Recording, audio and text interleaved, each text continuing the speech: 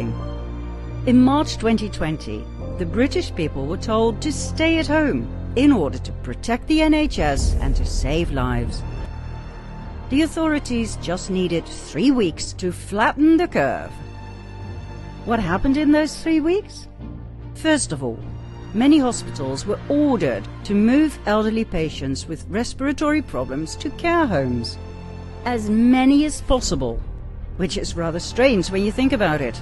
I mean, people are not administered to a hospital for fun, right?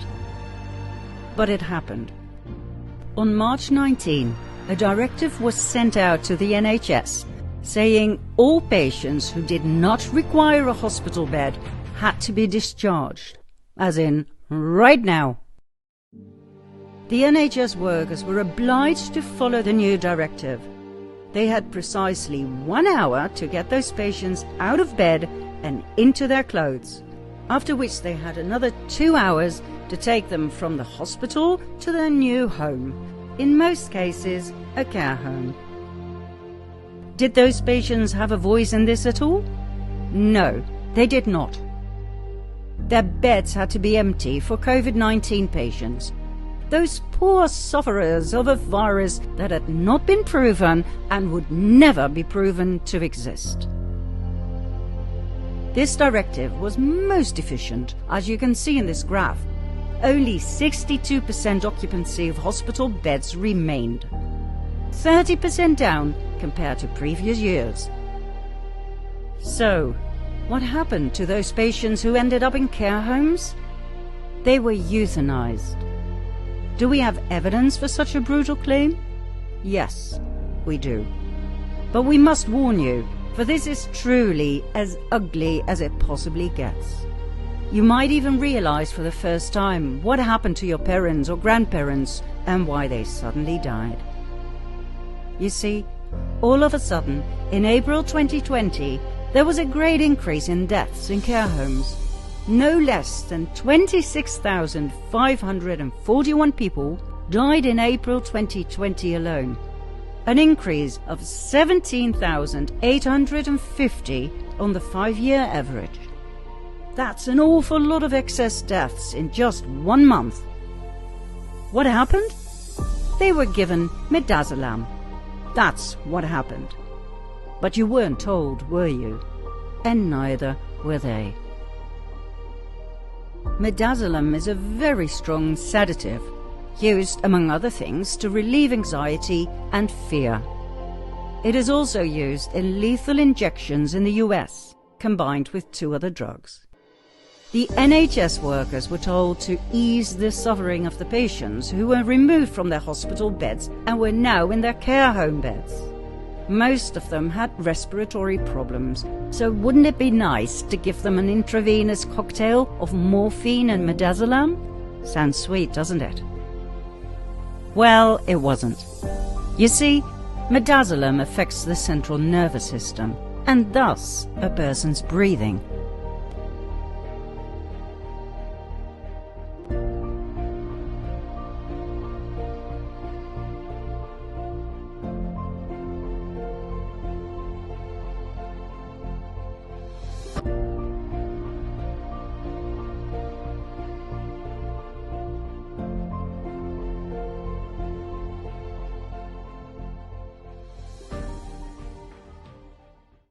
Midazolam is the last drug on earth these patients should have been given.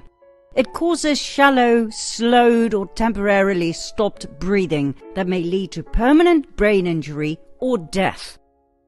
Furthermore, midazolam is dangerous for elderly patients in general, also for those who don't even have breathing problems. If given at all, it should be done at a very low dosage. This is what would have been safe, according to a policy that was in place before the COVID-19 outbreak scam. A dosage for the elderly should not be greater than 0.5 milligram, max 1 milligram. However, during the outbreak, this policy was changed into the following: a starting dose of 2.5 milligrams and, if necessary, pump it up to 5 or even 10 milligrams. Who on earth changed these policies? The same people who had those thousands of patients removed from hospitals to care homes. The same who advised administering midazolam in the first place. The same who knew damn well what the effects would be.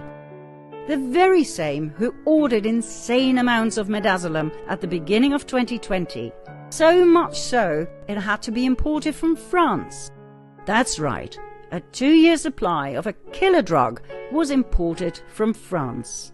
It was all used up by October of that same year. Not as part of the anesthesia during surgery, as was the official explanation. There were no surgeries during these COVID months. They were postponed by the same criminals, guilty of genocide of 26,500 people who died in April 2020 alone in care homes. Those people choked to death. Midazolam side effect, significant depression of respiration, killed them. They suffocated. What was written on their death certificates? Cause of death, COVID-19.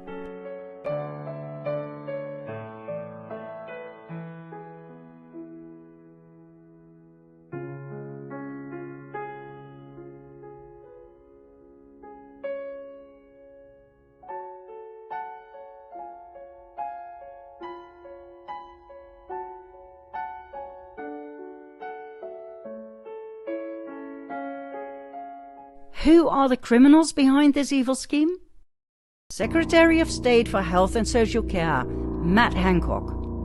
GP and Member of Parliament, Dr. Luke Evans. And the Department of Health. Here they are, deliberating their midazolam stockpile to make sure they were ready for the kill. A good death needs 3 things. It needs equipment, it needs medication, and it needs the staff to administer it. So in terms of equipment, a few quick questions. Do you have enough syringe drivers in the NHS to deliver medications to keep people comfortable when they're passing away? Yes, right now we do. And the second one is with that's to the syringe drivers deliver medication, particularly things like midazolam and morphine.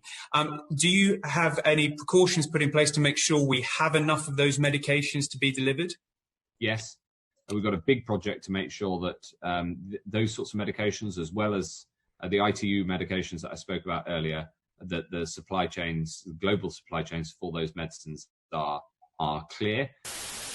The so-called good death Hancock and Evans talked about means euthanasia. What you just witnessed was part of a parliamentary committee meeting in which euthanizing the elderly in care homes by means of midazolam and morphine was openly dealt with. Did they act on their own accord? Of course not. The Department of Health, Prime Minister Boris Johnson, each and every puppet of the cabal presently seated in the British government were part of this grand euthanasia scheme of the elderly, as part of the global sustainable development goals and thus the depopulation agenda. Shocking to see it in action, isn't it?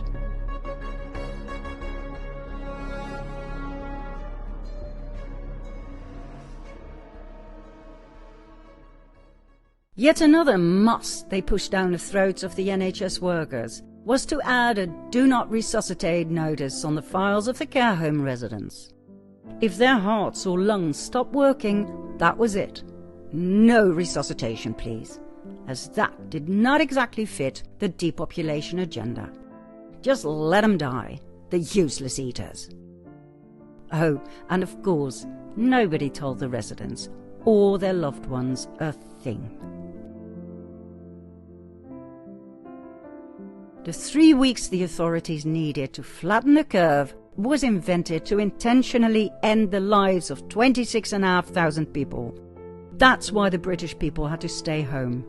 Not to protect the NHS or to save lives, but to let the cabal execute their evil euthanasia program. This didn't just happen in the UK. It happened in Australia, the US, and in many other countries. When Wayne Smith unravelled the midazolam scandal after his father died in his care home, he exposed what he had found. He was subsequently found dead in his home in August 21. Rest in peace, Wayne Smith, and all Midazolam victims. You will be remembered.